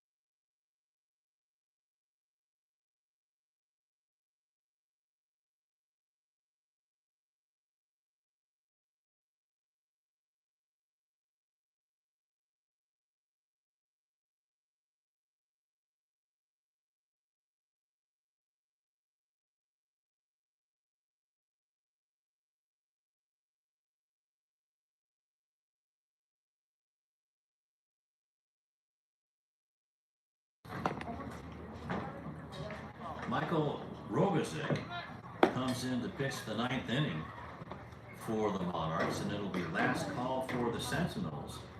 And Mr. Offense for the Sentinels, it'll be Patrick Fregoso leading off. He has a home run and a 2-run single, and then struck out looking in the 6th inning. He'll be followed by Matt Kirchner, the shortstop, and Alex Laureano, the catcher. So thanks for joining Jack Badsey and me, Lou Stowers, from Ben Hines Field. Baseball Census Baseball. The Arroyo Seco Sentinels and the San Gabriel Valley Monarchs. Yeah, Rogazic in a safe situation. The lefty Fregoso against the righty Rogazic. Fastball, and that's low and away. 2-0. Mara out in left field is playing a little deep, as is Zio Ochoa out in center field. In left field, Escamilla is playing about straight away. Safe to say, Fregoso's earned the outfield's respect. Oh yeah. Fouls this one back to the left side. Now the Sentinels have proven that they can go the opposite way. So we'll see if the pitches continue outside, how Fregoso handles it from Rogazic. Rogazic this summer, 1 inning, didn't allow a hit nor a run, and it was honestly 3 probably soft hits. He didn't walk anybody, didn't strike out anybody. It was just some good baseball, some good trust in your defense. Zenon Pena pitched the top of the 8th for the Monarchs and just zipped through the lineup with 3 hitters with 12 pitches and 1 strikeout. Fastball in for a strike as Fregoso was taking all the way. So now here we go. Let's fasten our seatbelts and see what happens here. With a full count, leading off the top of the 9th inning. And swung on and missed strike 3. Looks like Fregoso took a little off of it. Blew it past the power guy. Wow. I don't think anybody in the ballpark was expecting that, but he's got some good zip on that heater. That'll bring up Matt Kirchen, who was 0 for 3. No signals from the third base coach. Let's just get on. Let's get some runners on base. A day removed since scoring 21, the Sentinels find themselves behind by a run on the top of the 9th. Well, Max Ryan with the first 2 gave up a run on a hit. Then it was Aaron Sandin who gave up 2 runs. And then Jacob Fox came in, followed by Justin McFadden, Zenon Pena, to quiet the Sentinels' bats. That gave the Monarchs enough time to figure out the Sentinels' pitching and come around to take the lead, 4 to 3. And Pena, with his quick inning, is in line for the win. This one's grounded up the middle. It's scooped up nicely by Helene. Throws across to Roman, and that's 2 down. 6-3 on the putout, and that'll bring up Alex Laureano. Last call for the Sentinels. Laureano is 1 for 3. Had a base hit back in the 7th inning and was stranded at 3rd. The extra hitter who came in to catch. And that was when Justin McFadden was pitching and loaded the bases with a walk and a fielder's choice, but then got Stubbs to strike out and Cuervo to fly out to right. And that's been it for the Sentinels. Swing and a miss. And it's 1-1.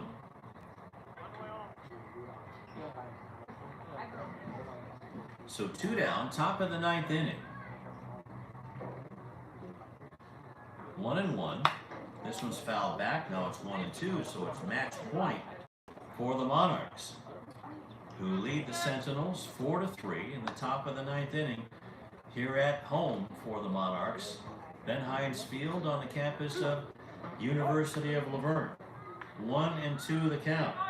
Here comes the 1-2 pitch from Michael Rogoznik, and that's fouled back just over the fence, the screen, and it's 1-2 to Laureano.